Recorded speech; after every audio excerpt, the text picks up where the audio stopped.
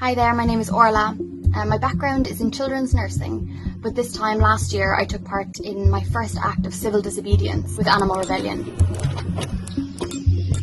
It was myself and 4 others that climbed the DEFRA building. We did this right before COP26, asking the government and other officials to support farmers and fishing communities in a transition to a plant-based food system. It was probably the most frightening thing that I have ever done, but I can now say in hindsight that it was also the most empowering thing I have ever done. Being part of Animal Rebellion has meant being part of a community that cares deeply about animals, about the planet, and about other people. And that's been so important for me in the run-up to COP27, as we've seen our leaders dragging their heels to even attend. We've seen the use of private jets. We've seen steak on the menu at COP, and a refusal to even acknowledge the need for a plant-based food system. I truly believe that the future is now in the hands of ordinary people. This spring and summer, we will be having our most ambitious campaign yet. You can sign up for the campaign already, or you can join a local group or even donate. I guess more than anything, I'm asking you,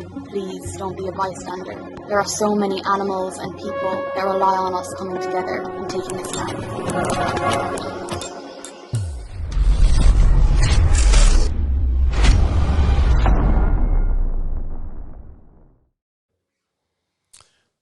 Today's interview is one that I've never done so much research and searching for one person in my life.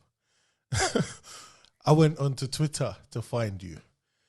And when I went on there, I ended up contacting someone else in a whole nother country. I then had to go on Facebook to search you out on Facebook. I couldn't even find you on Facebook. I was like, no. So I went on another interview with someone else, and I was able to track you down in a whole nother country. And the guy, we have to thank him, said to me, don't worry, she'll be back soon. And when I sat there waiting for you to come back, I was doing my own research to find out what it is that you were fighting for. And I must say, this is the first time in my life that I have seen, and I will explain where I'm coming from. I've run 3 elections in this country.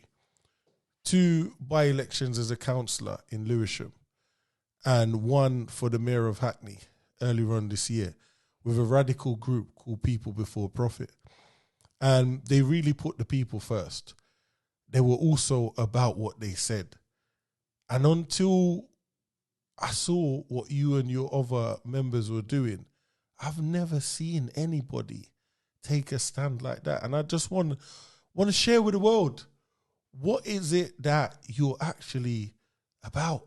Because I want people to understand and not be confused, because what we've seen on the news is like little clips here, little clips there. There's never been a proper explanation for one to gather and understand the whole process behind it, and actually who you are as well. Yeah, thank you so much, Quentin, for having me. I think it's so important that we have spaces like this so we can have really important conversations. And as you said, when we first met, was on mainstream media, Yeah. And I didn't have much of a chance to speak about the issues that we've been protesting about. So my name is Orla, and I'm from a group called Animal Rebellion. Okay. And basically we're just a group of concerned individuals, doctors, nurses, teachers, and we're really, really concerned about the climate crisis. And so what we're doing is we know that animal agriculture is a leading cause of the climate crisis. Okay. And it's something that's really not being talked about. And so what we're doing is we're asking the government to prioritise farmers and farming communities and support them to transition to a plant-based food system. Okay. And in doing that, what we'll actually do is we'll free up vast amount of land around the UK, and we can rewild that. We can bring back forests, draw down carbon from the atmosphere, and restore entire ecosystems. Okay. And even with you saying that, if we look back at yesteryear where people actually lived, it's funny, I was speaking to my dad some weeks ago, and I said, a lot of people have survived without clothes, just living out in nature. And now you're trapped in a box where there's no oxygen. I went to the Isle of Man recently, and from the minute you get off the plane in Isle of Man, you could smell the fresh air there. And as I went around the country, that was one of the things they're like, could you smell the air? And I realized the reason why the fresh air is different in the Isle of Man, everywhere is green. Just green. You're driving in the mountains, the seaside. It was just green. And I sat there and thought, only if it didn't rain so much, I would actually move here. So when I saw what you was actually protesting about, I'm like, you know what? We need to have a better understanding. And also as well, a lot of the questions that people were asking me were like, oh, these are rich people doing this because they're bored and they want to get on the TV. Is that the truth? Not at all. We're just, I guess, a group of citizens. My background is in nursing. I'm a children's nurse. I was a general nurse, and then I did children's nursing afterwards. Yeah. And yeah, everyone involved. Everyone comes from all walks of life, young and old. More wealthy people, less advantaged, and I guess the big thing is that we're facing such a massive issue. We're talking about the climate collapse, and it's really the end of everything. Of everything we love, everything we hold dear. It's the end of nature and animals and people. We're going to be facing the next massive extinction. And so it's everyone's problem. And even you saying that, a lot of people think that, well, it don't affect me. I won't be here forever. And it's as if they're already cancelling out the next generation that's coming after us. And I think a lot of people just don't understand what the effects of the climate is having on all of us. If we look, I remember when I was growing up, we used to have proper winter. It was freezing. You want to put your hands on the radiator, and it made it worse. We had proper sun. Now, if you're lucky, you will get about a week or 3 days of sun throughout the whole of July and August. And you wonder, so where's the sun gone? What is happening? Or is the Prime Minister down there with a button thinking, all right, they've been good for the past 2 weeks, let's give them 3 days of sun? I've always asked that question. Why is it that the weather is changing? When you're in winter, you don't even know you're in winter. And then when it is summer, you don't even feel like it's summer anymore. There's something going on here. And what are the steps that you think that we need to take? Because a lot of the time, people are afraid of change. Yeah, absolutely. And just as you said there, like this summer we saw 40 degrees in the UK, so that's a record temperature. And we had wildfires across the UK, we had drought, and 60 homes and businesses burnt down. And this is like the very beginning. So the scientists are warning that from here, it's only going to get so much worse, so we're trying to put the steps in place now so we can, I guess, have a future. And I guess the question that you were saying earlier, a lot of people, you said, maybe not prioritizing the climate crisis. And I think it's completely understandable. We're in a cost of living crisis. Yeah. And so many people in the UK are living day to day that it's very difficult to, even think of what's going to happen, 8 years down the road, 10 years down the road. And I think the biggest thing is that the government that we have at the moment is failing to foresee and prevent these crises. And they're completely interconnected. The cost of living crisis was predicted. The climate crisis has been predicted for years, and the government are doing absolutely nothing about it. So what about the COP7 meeting that they had? Was it last week? It's this week, yeah. This week, and I think the Prime Minister has finally agreed to go down there. Do you think that they're actually taking notice and raising global awareness or not? I mean, it's raising awareness, but it's such a basic step that should have been done. We're on COP27 for a reason. It's the absolute bare minimum that Rishi Sunak even attends COP. But like we saw last year, we saw them officials who attended COP sign a pledge to reverse and end deforestation. And, that's fantastic, sounds amazing. But when you look at the details, they refuse to acknowledge the main cause of deforestation, which is animal agriculture. Yeah. It didn't even come up. When they were at COP, the menu had steak on it, so they're saying all these things. But in reality, they're flying in their private jets to COP. Yeah. I think it's, it's ridiculous. And I think as well, it's more awareness. I think sometimes people do stuff not even understanding the damage that they're doing. I remember a few nights ago, and I'm not ashamed to say it, I went out to the off license on the way home to buy something. And as I got out, a little fox started chasing me around the car. And I wanted to take the CCTV because I was petrified.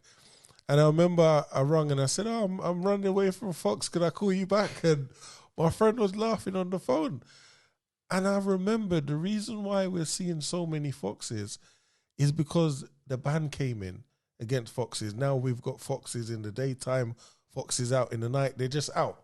And if we look at that, if that didn't start somewhere, then it wouldn't have stopped what was happening with the foxes. And it's similar to what you're saying. It's like, where do we make a start? Yeah, and I really think that a transition to a plant-based food system is the beginning. And I think the government need to acknowledge that this is, the solution to the climate crisis. And I don't say that lightly, I think that the farming communities around the UK, will find this difficult. It is a challenge. But again, the farmers in the UK have been in a cost of living crisis for years, and they need to be supported in this transition. And if we do, that's the biggest thing with animal agriculture. First of all, you have methane produced by animals, which is adding to the greenhouse gases.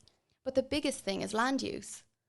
Half of the land that we have in the UK is for animal agriculture. Okay. And there's been this amazing study, which I actually tried to speak about on the Piers Morgan show.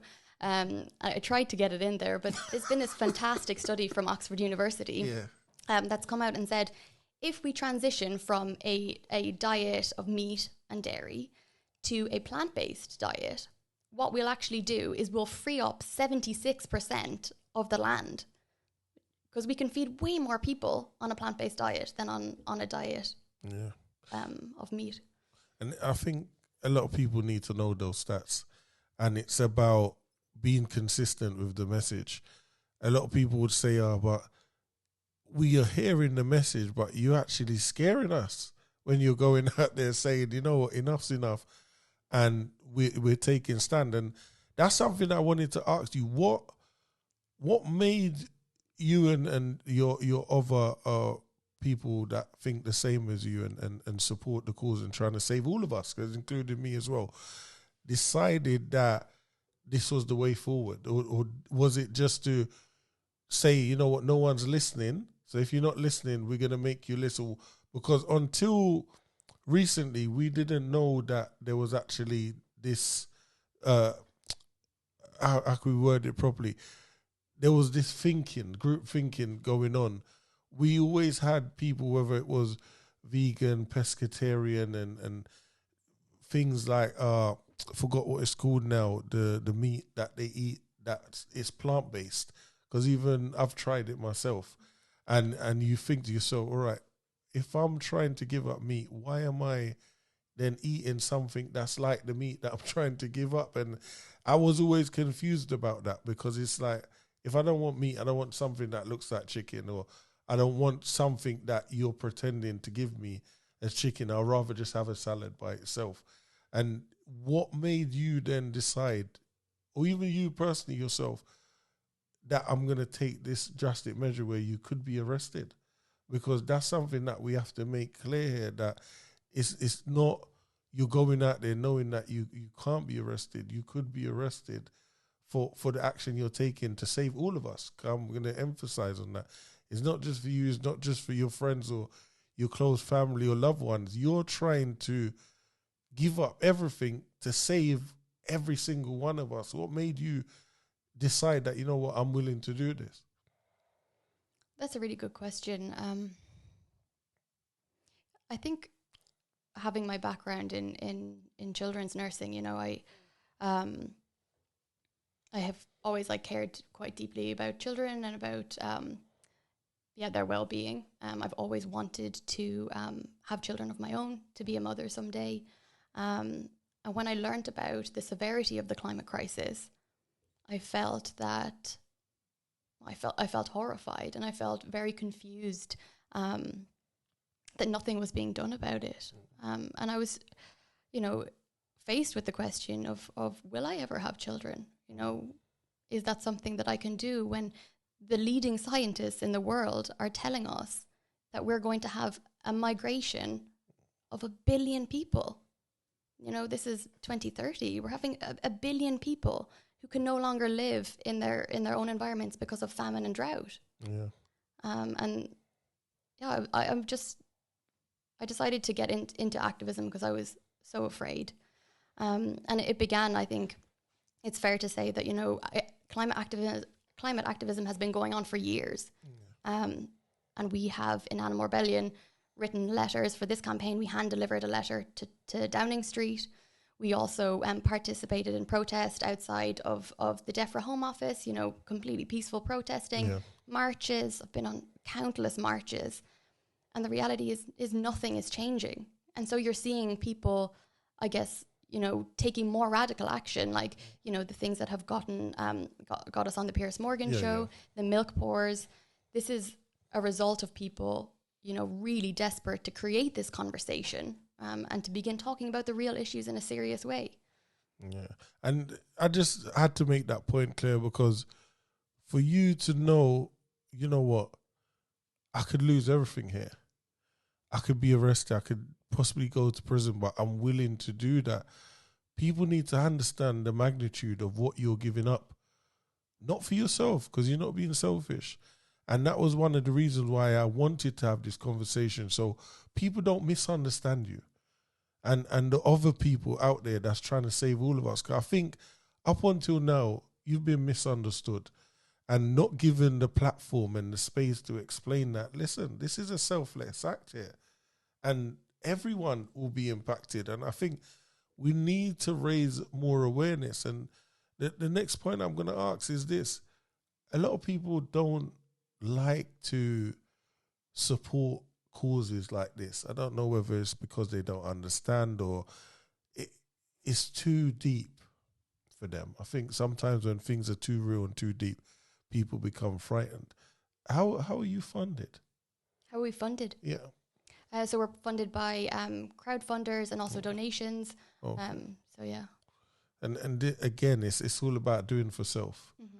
And I think that if the government and whoever is watching out there, even private organizations as well that want to give back some of their taxes could also support what you're doing, because again, it's about supporting all of our lives and the future generations to come, and none of us are going to be here forever.